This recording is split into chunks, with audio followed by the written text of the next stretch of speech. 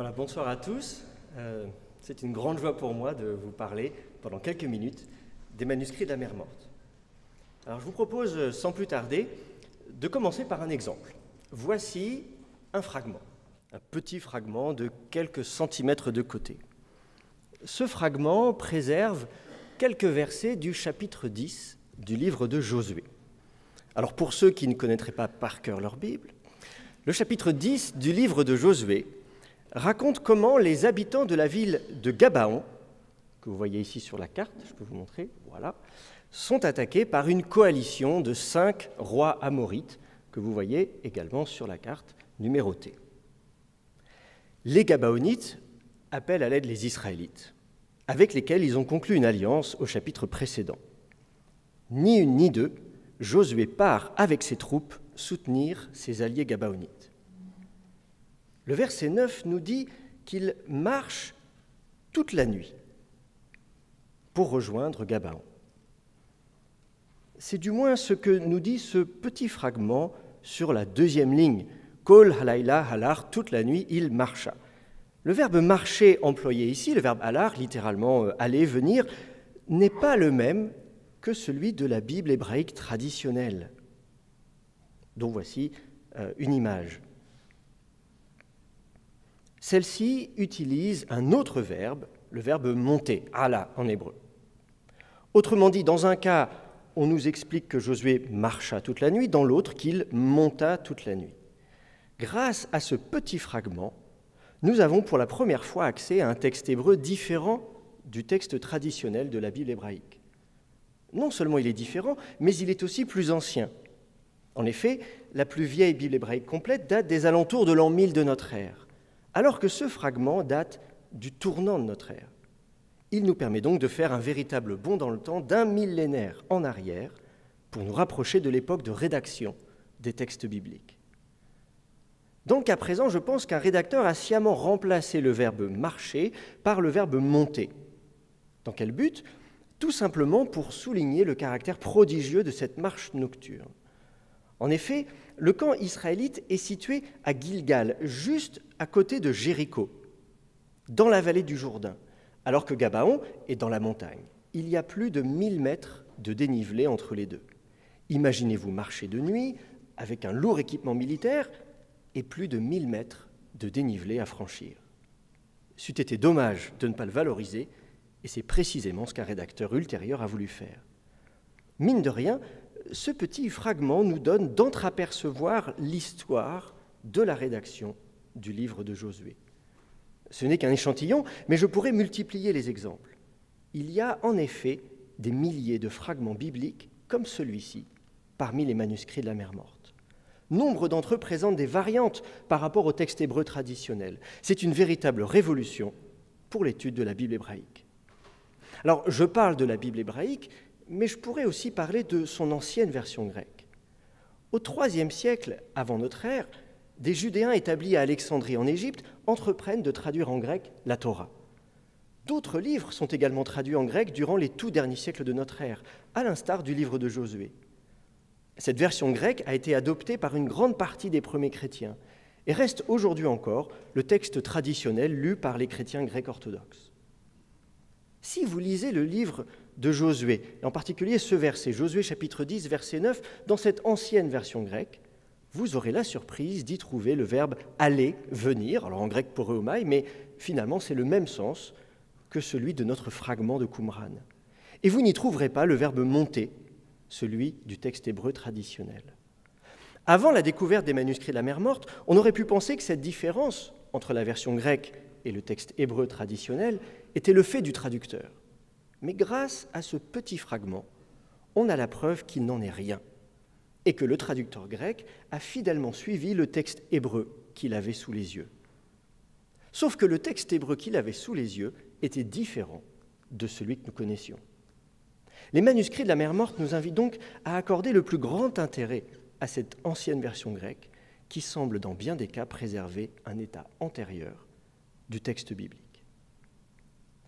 Quand je parle du texte biblique, vous pensez peut-être que la Bible circulait déjà à l'époque en un seul volume, un peu comme aujourd'hui. En réalité, les divers livres qui composent aujourd'hui la Bible hébraïque circulaient indépendamment. Ils étaient copiés sur différents rouleaux, et certains livres pouvaient dès lors être davantage copiés que d'autres. On compte ainsi plus de 40 exemplaires du Deutéronome ou des psaumes, une trentaine d'exemplaires de la Genèse, mais seulement 2 exemplaires du livre de Josué, dont nous venons de parler, et même aucun exemplaire du livre d'Esther. Cela pose la question de l'autorité de ces livres, voire de leur place dans la Bible. Pourquoi tel ou tel livre est-il aujourd'hui dans la Bible et pas tel autre? À quelle époque ce choix a-t-il été fait et par qui? Les manuscrits de la Mer Morte n'ont livré aucune liste de livres faisant autorité. Il faut donc se contenter d'indices qui pourraient révéler l'autorité de tel ou tel livre. Certains indices sont liés au processus de mise par écrit et de copie de ces livres. Par exemple, le coût de fabrication d'un rouleau sur un parchemin finement préparé, les dimensions imposantes d'un manuscrit, le soin apporté au tracé des lettres ou l'emploi d'une écriture spéciale. Ainsi, 15 manuscrits seulement, sur plus de 900, sont écrits en paléo-hébreu. Vous avez un exemple à l'écran. C'est une écriture antique qui renvoie au royaume de Juda plusieurs siècles avant les manuscrits de la Mer Morte. Comme si un peu quelqu'un aujourd'hui essayait d'écrire avec une écriture gothique, si vous voulez. Sur ces 15 manuscrits, 11 correspondent au Pentateuque et 1 au livre de Job. Le paléo-hébreu est avant tout employé pour écrire la Torah, à laquelle certains ont associé le livre de Job, peut-être parce qu'il renvoie à l'époque patriarcale et où aurait été écrit par Moïse. On peut aussi s'intéresser au nombre de copies d'un livre, comme évoqué plus haut. Alors, quels sont les best-sellers à Qumran? En tête, nous trouvons le Deutéronome, avec 45 exemplaires, suivi de près des Psaumes, 41 exemplaires, puis la Genèse, 30, Exode, 27, Lévitique, 26, Ésaïe 23, Jubilé 15, Enoch 15 ou 25 si on y adjoint le livre des géants, mais nous y reviendrons. Nombre 14, Daniel 13, les 12 petits prophètes 12, la règle de la communauté 12, l'écrit de Damas 10, le livre des géants 10, les cantiques de l'Holocauste du sabbat 10, etc. Ces chiffres sont évocateurs. Le Deutéronome et les psaumes arrivent en tête, suivi par les autres livres de la Torah, à laquelle on peut associer le livre des Jubilés, qui est en fait, en quelque sorte, une petite Torah. Au niveau prophétique, c'est Ésaïe qui remporte la palme, suivi par Enoch. Daniel et les 12 petits prophètes ne sont pas très loin. Les textes communautaires, que sont l'écrit de Damas et la règle de la communauté, on y reviendra, sont également bien attestés, ce qui confirme leur autorité à Qumran. D'autres indices de l'autorité d'un livre sont liés à leur usage rituel ou liturgique. Une trentaine de phylactères et de mésouzotes ont été découverts au bord de la Mer Morte. Alors pour ceux qui ne savent pas, ce sont ces petites boîtes que l'on porte sur soi ou que l'on fixe sur le montant des portes. Ces phylactères et ces mésouzotes, dont vous voyez un exemple à l'écran, contiennent tous des versets de l'Exode et du Deutéronome exclusivement. Puisqu'on parle de liturgie, de nombreux recueils de cantiques ont été découverts, notamment les psaumes, on l'a dit, avec une quarantaine d'exemplaires, le livre des hymnes, les odaïotes, 8 exemplaires, et les cantiques pour l'Holocauste du sabbat, une dizaine d'exemplaires. Alors prenons en exemple le manuscrit 4Q98 que vous voyez ici à l'écran, qui est un manuscrit du livre des psaumes. Ce manuscrit, en haut de la colonne que vous pouvez voir ici, termine le psaume 31. Donc on arrive à la fin du psaume 31, et puis ensuite on voit le titre du psaume suivant. Alors après le psaume 31, on s'attend naturellement à trouver le psaume 32. Merci, c'est juste pour voir si vous dormez. Eh bien, sauf que non, après le psaume 31, on a la surprise de découvrir le psaume 33, qui commence ici avec le titre « Les David, Shir, Mizmor ». Alors on lit le psaume 33 avec grand intérêt, et puis à la colonne suivante s'arrête le psaume 33, et après le psaume 33, on s'attend à trouver le psaume... Là, je sens que les gens commencent à douter, qu'est-ce qui se passe, il y a un piège? Et oui, il y a un piège. On trouve non pas le psaume 34, mais le psaume 35. Alors, ce n'est pas non plus un psautier avec que les psaumes impairs, non, pas du tout. On pourrait se dire que c'est une erreur, mais figurez-vous que ce n'est pas un cas isolé. Chaque rouleau des psaumes présente de telles différences. Autrement dit, au tournant de notre ère, la liste et l'ordre des psaumes qui composent ce livre ne sont pas encore fixés. Certains rouleaux incluent même des psaumes absents de la Bible hébraïque. Le manuscrit 11Q5, cinquième manuscrit de la grotte 11, contient des psaumes inconnus jusqu'alors, mais aussi les psaumes 151, 154, 155, qui étaient connus dans des versions grecques ou syriaques. Le psaume 151 fait partie de la Bible grecque orthodoxe et vous le trouverez à ce titre dans la toute dernière édition de la traduction œcuménique de la Bible. Mais ce psaume était connu en grec et non en hébreu. Grâce à la découverte des manuscrits de la Mer Morte, nous pouvons pour la première fois le lire en hébreu. L'autorité dont jouit une œuvre peut également se voir au travers des références qui y sont faites, notamment les citations. De même, si un texte fait l'objet d'une étude ou d'un travail d'interprétation, c'est peut-être un indice de son autorité. Plusieurs types d'interprétations sont possibles. Je pense notamment aux versions, aux commentaires, aux interprétations prophétiques, aux applications contemporaines, etc. Nous avons déjà évoqué l'ancienne version grecque réalisée à partir du IIIe siècle avant notre ère. Les plus anciens manuscrits de cette traduction ont là encore été découverts à Qumran, où l'on trouve une version grecque de l'Exode, que vous voyez à l'écran, mais aussi du Lévitique, des Nombres, du Deutéronome, l'Épître de Jérémie, le livre d'Hénoch. On le voit, c'est surtout le Pentateuque qui est à l'honneur, mais vous noterez que le livre d'Hénoch a lui aussi droit à une version grecque. On pourrait aussi parler des versions araméennes, que l'on appelle les Targums. On en compte 3 à Qumran, un du Lévitique et 2 du livre de Job. Signalons aussi que le livre de Tobit est attesté par 4 manuscrits araméens et 1 manuscrit hébreu. Mais il reste à déterminer si l'une de ces langues est une traduction de l'autre. En tout cas, le livre de Tobit est bel et bien attesté à Qumran, alors même qu'il a été exclu de la Bible hébraïque. D'autres indices de l'autorité de certains livres sont liés à leur regroupement, que ce soit des compilations ou des recueils, ou encore des réécritures. Par exemple, certains livres sont parfois copiés l'un après l'autre sur le même rouleau. C'est le cas de la Genèse et de l'Exode, ou du Lévitique et des Nombres, ou encore des 12 petits prophètes. Je vous donne un exemple ici d'un cas de juxtaposition dans un manuscrit des 12 petits prophètes, dont vous pouvez voir qu'il est en mauvais état. Mais ici, vous pouvez voir, c'est un cas rare, on voit la fin du livre, une ligne laissée vierge, et le début du livre suivant. Ces cas de juxtaposition, tant pour le Pentateuque que pour les 12 petits prophètes, montrent que ces écrits sont perçus comme formant une unité cohérente. De tels regroupements témoignent de l'autorité dont jouissent ces œuvres, non seulement individuellement, mais ensemble. Si l'on tient compte de tous ces indices, la Torah arrive haut la main en tête du classement. Elle est abondamment copiée, commentée, citée, traduite, amplifiée, utilisée dans la liturgie et fait même partie de recueils. Mais un doute demeure quant à la liste ou à l'ordre des livres qui la composent, et le texte n'est pas encore figé. Les psaumes et le prophète Ésaïe répondent eux aussi à un grand nombre de critères, et leur autorité ne fait guère de doute. D'autres livres semblent eux aussi répondre à de nombreux critères d'autorité, alors même qu'ils n'ont pas été retenus dans la Bible hébraïque. C'est notamment le cas du livre d'Hénoch, dont je vous propose de parler quelques minutes. Le livre d'Hénoch est l'un des plus populaires à Qumran. On compte une quinzaine d'exemplaires et même près de 25 si l'on y associe le livre des géants. Voici un des manuscrits du livre d'Hénoch découvert à Qumran. On trouve également une version grecque du livre d'Hénoch, comme nous l'avons vu, et même un commentaire, un péchère.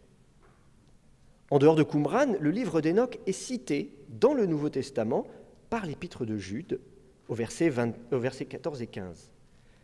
Et je cite, « C'est sur eux aussi qu'a prophétisé Hénoch, le 7e depuis Adam, en disant « Voici que vient le Seigneur avec ses saintes milices, pour exercer le jugement universel et convaincre tous les impies de toutes leurs impiétés criminelles et de toutes les insolentes paroles que les pécheurs impies ont proférées contre lui. » L'auteur de l'épître ne se contente pas d'une simple allusion à un passage d'Hénoch.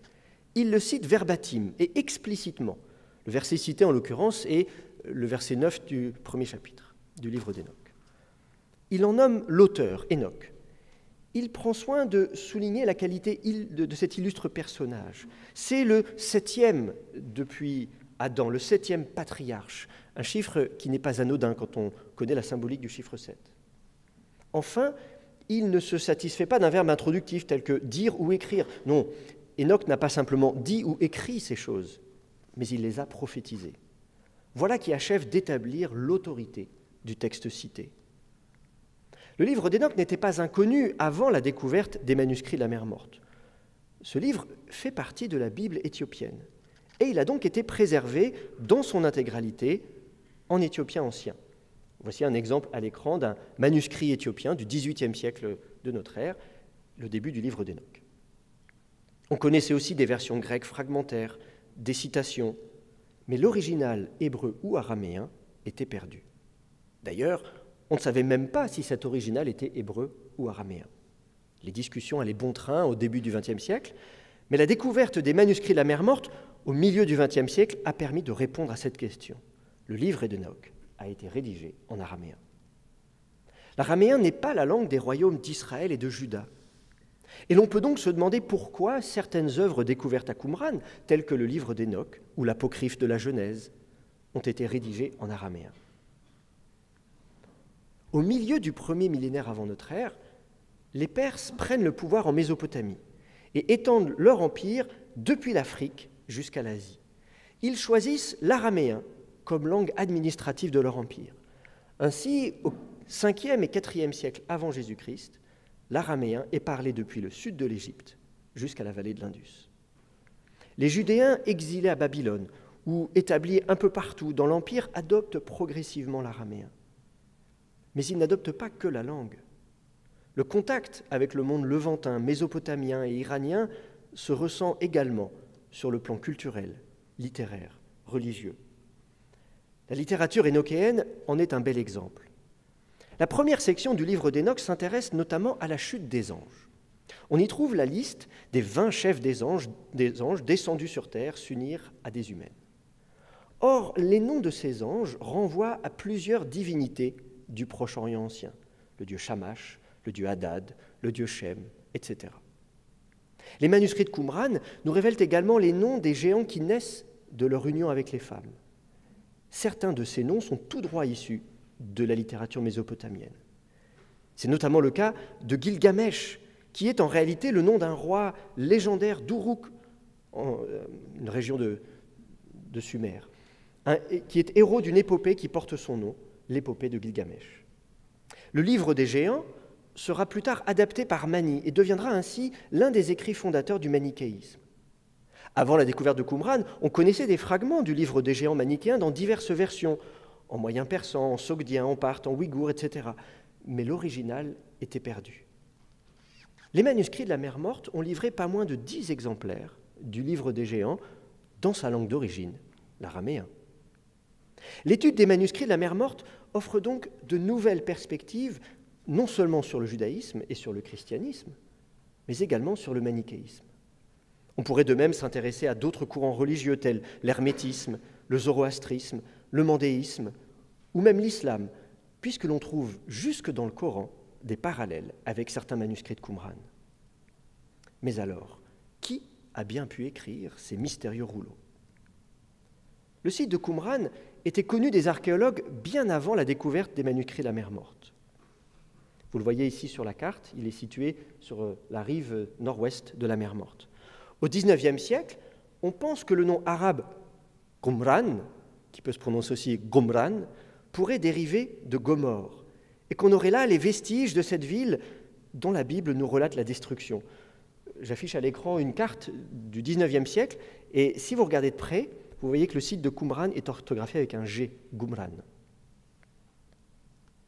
On note la présence d'un cimetière avec des tombes orientées nord-sud. Voilà le site de Qumran et voici le cimetière, et vous pouvez voir que les tombes sont orientées nord-sud. Elles sont orientées nord-sud et non est-ouest, comme c'est la coutume au Proche-Orient ancien. On remarque aussi, au tournant du XXe siècle, la tour carrée qui fait penser à un fortin militaire. Voici une photo aérienne du site de Qumran et vous pouvez remarquer ici cette belle tour carrée fortifiée. Mais il faudra attendre le milieu du XXe siècle pour que des fouilles archéologiques soient entreprises. Durant l'hiver 46-47, 1946-1947 devrais-je préciser, un bédouin découvre une grotte contenant des jarres, des tissus et surtout des manuscrits. Voici la grotte en question, qu'on appelle la grotte numéro 1 tout naturellement, et voici son entrée. Ce bédouin revend sa trouvaille à un cordonnier de Bethléem, qui contacte des responsables religieux et des archéologues pour tenter de vendre ses antiquités. C'est à ce moment qu'est créé l'État d'Israël en 1948. La guerre éclate avec les pays arabes et les manuscrits sont emportés aux États-Unis. En attendant, les autorités jordaniennes et l'École biblique archéologique française organisent au printemps 1949 une fouille complète. Mais les Bédouins sont plus rapides. Ils continuent eux aussi de prospecter la région et découvrent des manuscrits dans des grottes du Wadi Mourabaat, puis dans une autre grotte au nord de Qumran. Les archéologues fouillent toute la falaise et découvrent plus d'une quarantaine de grottes, dont plusieurs contiennent des manuscrits. Mais les Bédouins les ont souvent précédés, et l'on trouve régulièrement des fragments à vendre sur le marché des antiquités. Mais revenons à Qumran. Qui occupait ce site? Quel est son lien avec les manuscrits? Plusieurs hypothèses s'affrontent. Certains pensent qu'il s'agit d'un établissement militaire, plus précisément d'une forteresse judéenne. Rappelez-vous cette belle tour massive, ici, que l'on voit bien, et qui pourrait donc évoquer une occupation militaire. Les tombes adjacentes pourraient être celles des soldats morts au combat. Cet établissement militaire aurait été détruit par les Romains en 70, suite à la destruction du temple de Jérusalem. Mais cette interprétation se heurte à un certain nombre de problèmes d'ordre archéologique. Par exemple, regardez ici, vous voyez, où, disons, en dehors de cette tour carrée, les autres murs sont extrêmement fins. Vous voyez ici, par exemple, le mur d'enceinte ne fait que quelques dizaines de centimètres d'épaisseur. On attendrait un mur beaucoup plus épais s'il s'agissait d'une occupation militaire. Autre hypothèse d'interprétation du site, il pourrait s'agir d'un établissement commercial, par exemple d'une auberge. Rappelez-vous, Qumran est à une route commerciale, et même à l'intersection de deux routes commerciales, est-ouest et nord-sud. Que vous alliez de Jérusalem à Amman, que vous alliez de Jéricho à Masada, vous passez à proximité de Qumran. Donc ces routes commerciales sont parsemées d'auberges, de lieux de repos où l'on peut passer la nuit. Or, on a précisément trouvé une grande quantité de vaisselle dans cette seule pièce du site de Qumran. Vous voyez le père Roland Deveau lui-même qui fouille le site. On a découvert plus de 700 bols dans cette seule pièce, mais aussi des ossements d'animaux qui sont les restes de nombreux repas. On peut expliquer cette grande quantité de vaisselle par une occupation commerciale et notamment une auberge. Autre type d'établissement commercial, une ferme, une exploitation agricole. Cette hypothèse a été avancée suite à la découverte, à quelques kilomètres au sud de Qumran, d'un autre site qui lui est associé, Ein Feshra, qui est à côté, à proximité immédiate d'une source, que vous voyez ici en bas sur l'écran, et qui contient un certain nombre de bassins de décantation. On a donc pensé à une zone d'exploitation commerciale, d'une part des lieux d'habitation, à Qumran même, et puis une zone d'exploitation ici à quelques kilomètres au sud. La grande quantité d'eau sur le site de Qumran a amené les spécialistes à proposer d'autres interprétations, par exemple une occupation religieuse, un centre de purification rituelle pour être plus précis. Il y a une quinzaine de réservoirs ou de bains rituels sur le site de Qumran. C'est bien plus que nécessaire pour des besoins habituels. On a donc pensé à un centre de purification rituelle.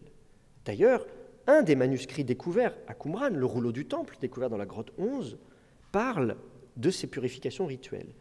Il nous dit que ceux qui sont impurs doivent sortir de Jérusalem et aller à l'est de Jérusalem se purifier dans l'un des 3 emplacements prévus à cet effet. Et je vous cite le passage en question. « Tu feras 3 lieux à l'est de la ville, séparés l'un de l'autre, où viendront les lépreux, les hommes atteints d'écoulement et ceux qui auront un accident. » Mais cette hypothèse d'interprétation du site ne tient pas compte d'un autre facteur, la présence de grottes à manuscrits. Ces grottes sont nombreuses. On en compte 11 dans la région de Qumran et même plus précisément à proximité immédiate du site. Vous voyez ici sur la carte, le site de Qumran est là, en bas de la carte. Et puis au nord, vous avez les premières grottes découvertes, grotte 1, grotte 2. Il y a même des grottes qui sont à plusieurs kilomètres au nord, notamment la grotte 11 et la grotte 3.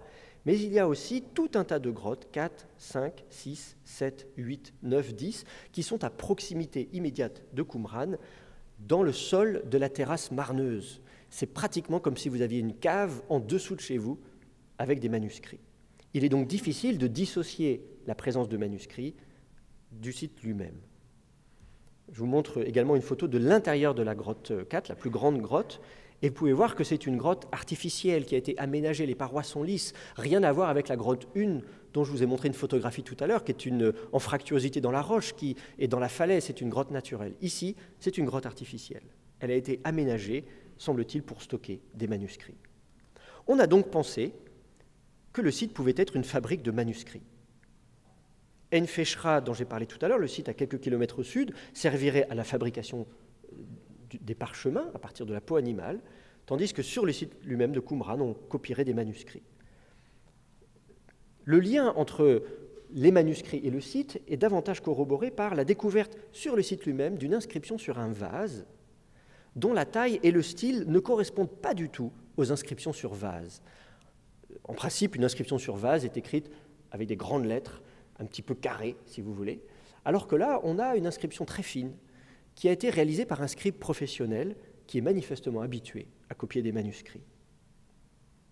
Autrement dit, c'est bien sur le site de Qumran que l'on copiait les manuscrits. Mais si l'on se contente de fabriquer les manuscrits, pourquoi les stocker? Pourquoi y a-t-il 600 manuscrits sur place, juste sous le site? Ne s'agit-il pas plutôt d'une grande bibliothèque à l'usage des occupants de Qumran qui formerait une communauté religieuse? Eh bien, précisément, certains manuscrits parlent d'une communauté religieuse. Nous avons mentionné plus haut l'écrit de Damas et la règle de la communauté, qui comptent chacun une dizaine d'exemplaires parmi les manuscrits de la Mer Morte, ce qui les place parmi les œuvres majeures de cette bibliothèque.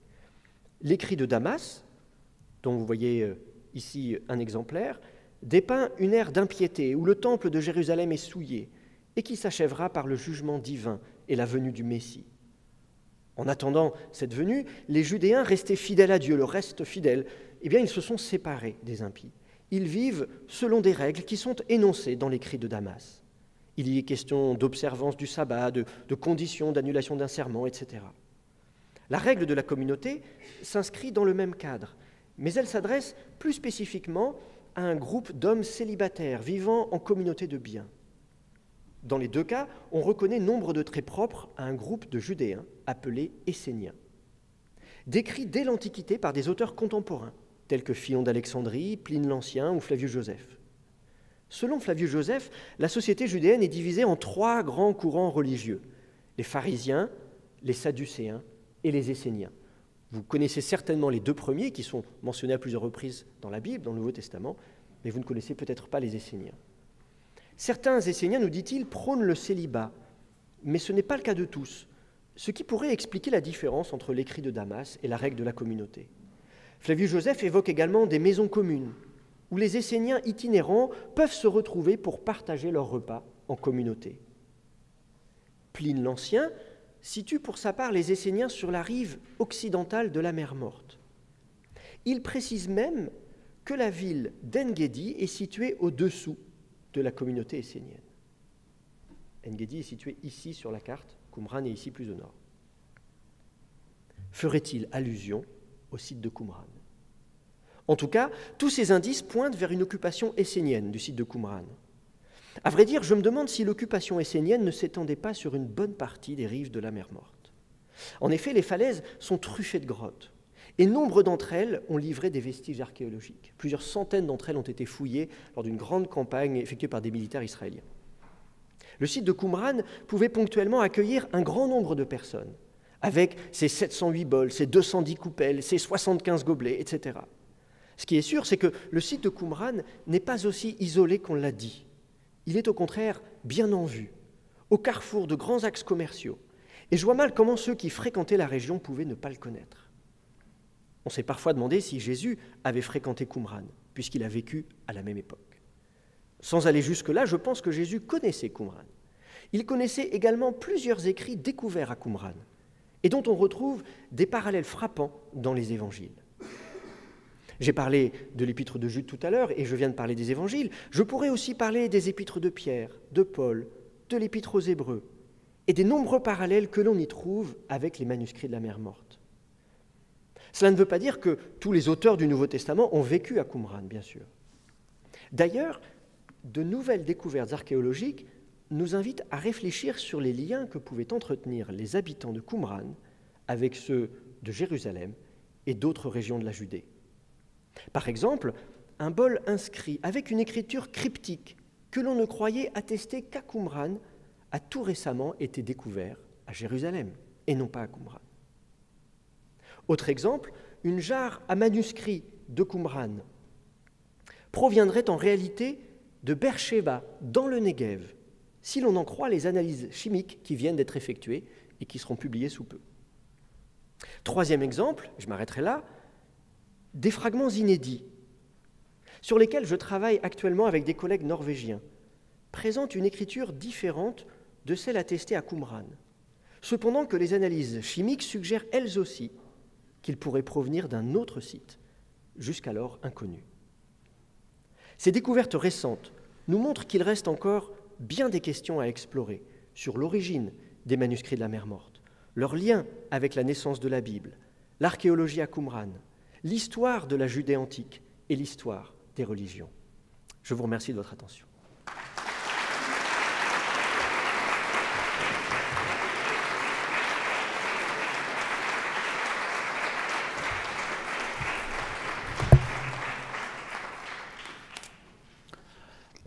Alors, merci à Michael Langlois de nous avoir introduits dans des recherches d'une certaine complexité, vous l'aurez compris, avec une grande clarté, une grande pédagogie. Je me permets peut-être d'ajouter, pour ceux qui ne sont peut-être pas forcément familiers de ces questions, qui font partie d'un dossier très vaste qui aboutit à revisiter l'histoire des judaïsmes et du christianisme du 1er siècle. On ne peut plus, à l'heure actuelle, présenter les relations entre judaïsme et christianisme comme on le faisait il y a 50 ans.